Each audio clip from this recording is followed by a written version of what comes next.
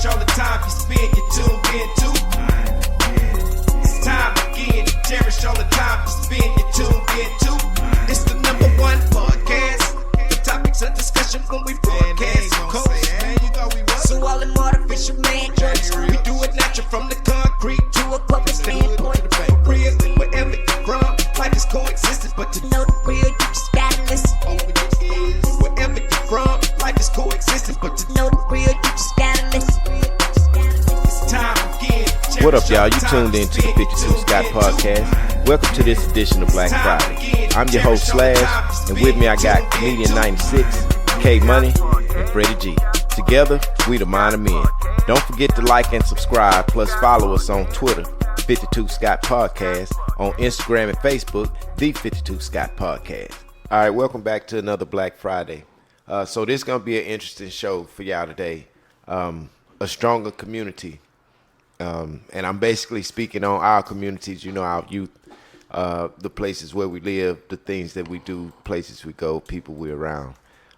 Just basically these things, and how can we create a stronger community from where we are now. I just want to touch on a couple of different viewpoints or different opinions on investing in our communities, social well-being, communication, work ethics, and family values. So I guess we'll start off first with investing. Now, I think investing would make a stronger community because there's been different coaches that's been doing it all their lives. And I think we're just now kind of catching on to this investing thing because of the information that we haven't had.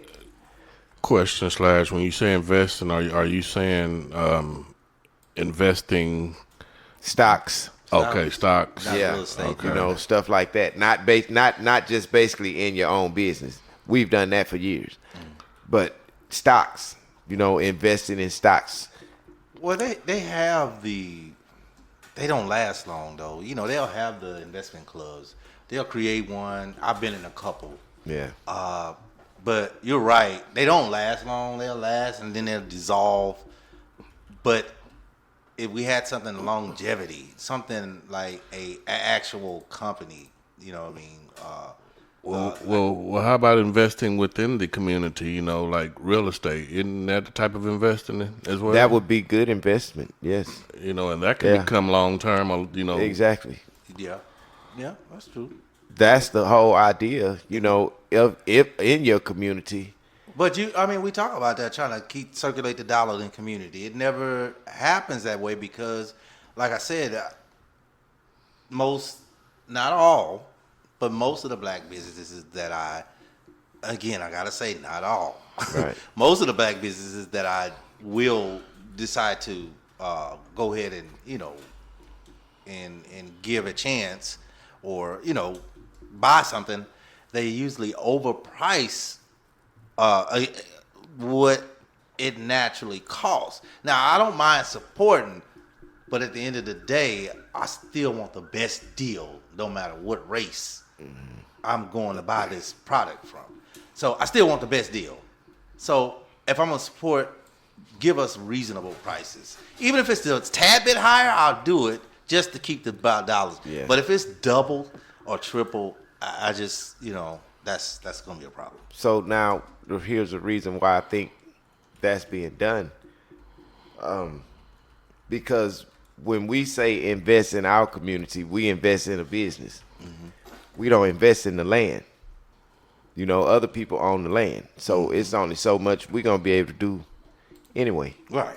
True. So until we realize that we need to invest in the land, in the community, if we own that, we got something now. It's just us leasing this building over here don't mean we own nothing.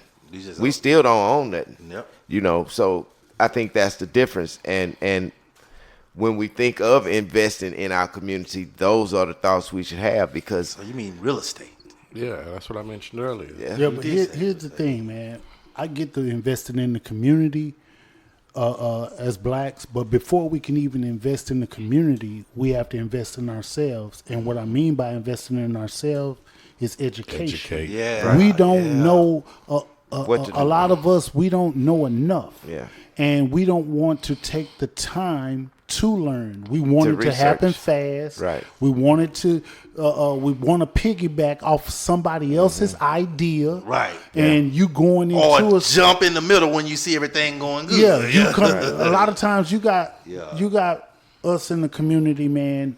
There'll be another person in the community that's doing well for themselves, that educated and invested in themselves first by educating themselves, get something off the ground, and now the person that didn't want to do the work try to come in and be a part of the work. And be take a over. part of it. Yeah. And then when they come in and try to be a part of it and they don't know enough, now it's like you ain't trying to help nobody. You Right. ain't trying to, no, I'm not trying to run my shit in the ground because you don't know nothing. Exactly. You don't know can't- You ain't trying to learn nothing. Right. So you got to invest in yourself and educate yourself before you can invest in the community. And if you're not willing to invest in yourself, then shit, the community gonna be what it is. Right. White folk gonna come taking They over. gonna Right. come take that over. And there's lots of ways to invest, in yourself, and in your community as well. You can do them both at the same time. That's how serious it is if you're really interested in doing that. Yeah. But I think that's important to do in order to make a stronger community, all around the board. Comedian 96, you mentioned dealing with businesses that sometimes you feel maybe overpriced. But do you spend time actually looking for a business that's black owned? Yes. That may offer, a better price instead of quickly shopping with the other man instead of the brother man?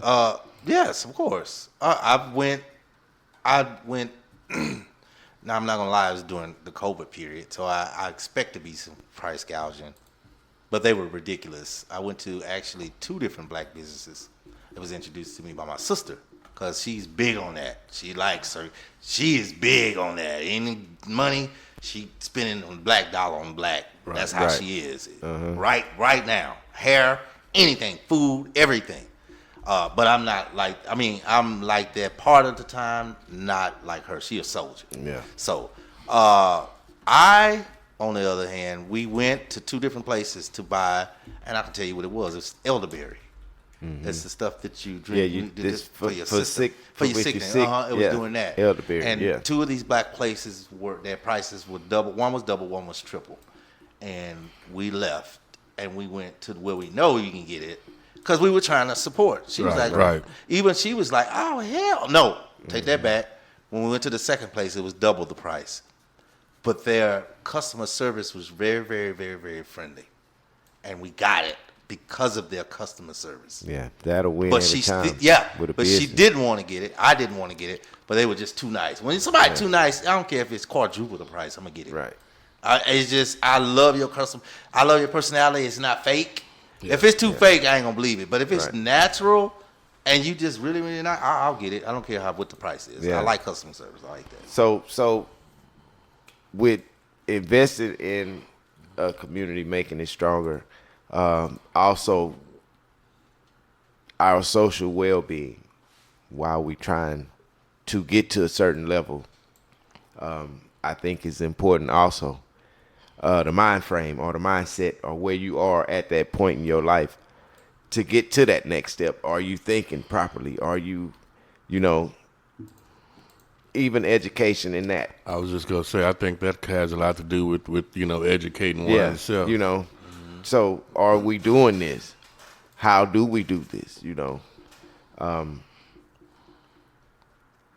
we know who we are, basically, as to opposed to not knowing, who you are as a person. You haven't really found yourself yet. So social well-being, I think, is important to for a stronger community. Being social with each other in this day and time, it is Knowing how to be, and not necessarily being social, but knowing when not to say nothing. True. Yeah, that's true. Yep. If it's worth your social well-being to keep you from having a headache or being upset because somebody said something, you got to be ready for that. Yeah. Because it's going to happen. If you it's know? something stupid, I don't even talk, Yeah, man. so- I don't even want to waste my energy. Why? Yeah. Your social well-being is very important, man, and it takes a lot of strength. It comes with maturity. Yeah, and growth. Yeah. You know, so Some of that stuff boils down to actually having social skills. yeah. Well, but it's a lot of people have social skills, whether they have, you know, the professional skill. It's just what type of way you talk in your lingo, because everybody can be understood, you know. But it's just, is your lingo with it? Is it professional, or is this hood, or how other people judge of that situation? So your social well-being, excuse me, and your mind state, man, it has to be set in the right place, you know. And not to mention social well-being, communication with other people. Yeah, that's true. It's not always what's being said. Sometimes it's how you listen. You know, it ain't always what somebody say to you. It's sometimes how you listen, you know. So it may not be a situation to where you even be affected if you were more open-minded to how somebody is saying something and not judge it from, you know. You got to be of value to the community in some kind of Right. way. Some kind of way. Yeah, you gotta you gotta be able to give back, and even if you can't give financially, at least teach somebody how to get it like you got it. You know what I mean? Yeah.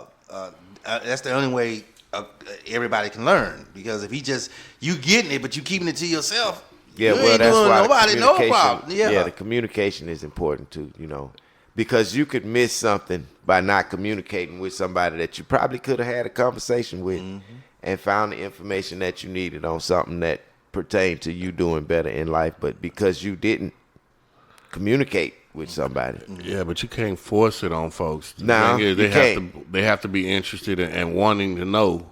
That is the because truth. a lot of people, and I'm gonna say this generation more or less, they want it quicker and faster instead of Right. doing the research or doing whatever studying it may take to learn, you know, how to get to that next level, to that next step. right? But communication plays a very Very important big part, role, but you yeah. can't force it on can't anyone. now. yeah, you can't. No, I mean, I get where Slash coming from. I probably told this story a million times before because it irks me. Guy in our community, he had, when we first got out of the military, really hard to find back in 96, and he comes to us.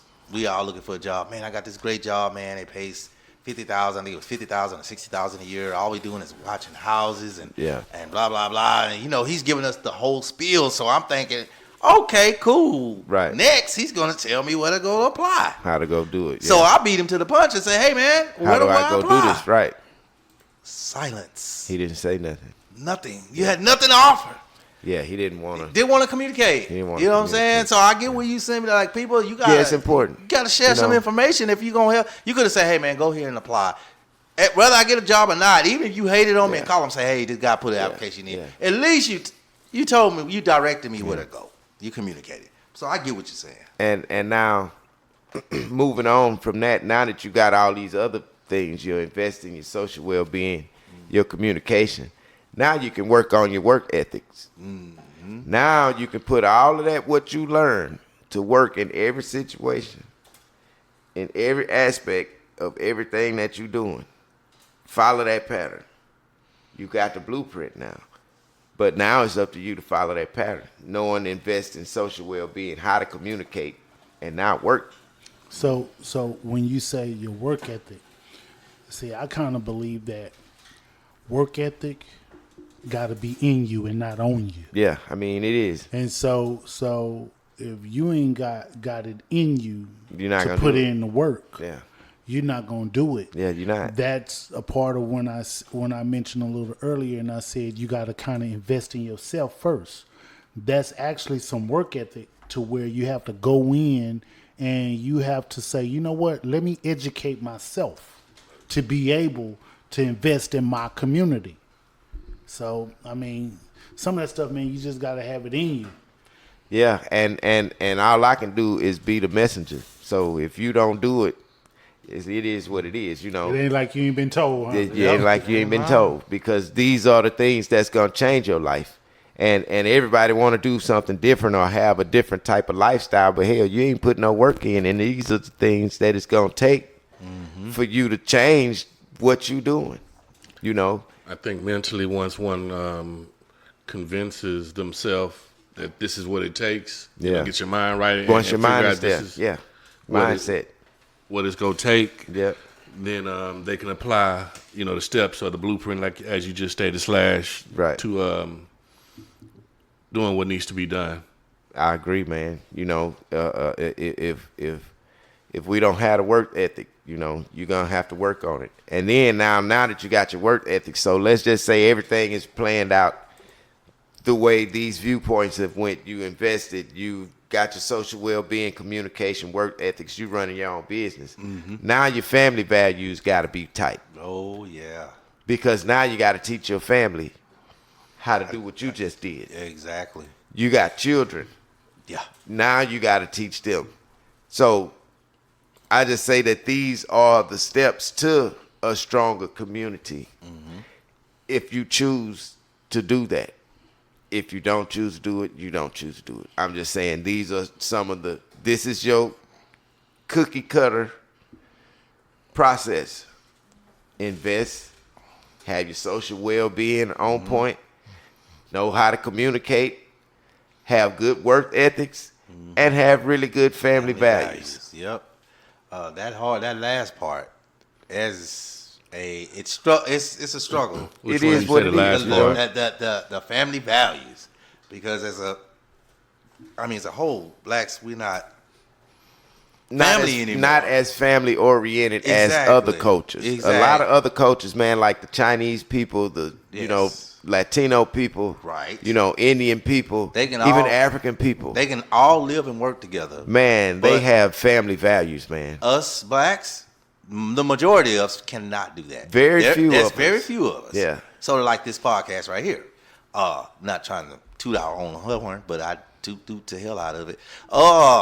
But yeah, we have values that need to be worked on. Right. And that's We really do. the main one. And just because a person's just a family is as far as blood is related. Right. Family values could also mean friends of the family, other people you bringing in on your business. Well, venture, it or whatever. becomes a part of you. Yeah. It's how you treat people now. Yeah. You know, having family values is how you treat You people. gotta be able to spread it. Yeah, you know, and it is what it is. So I think it's a wonderful thing if these are the things that we can follow and get more people to do. This would be the perfect thing for our community. It's not difficult, man.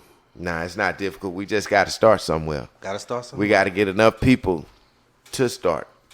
You know, Put some of that ego and pride aside. Yeah. Right there. But that is a lot of that had a lot to do with it. But yeah, making a strong community. All right, so before we get out of here, I want to talk about our black facts that you can't take back. This one is special. You know, I didn't know this myself until I actually researched this information.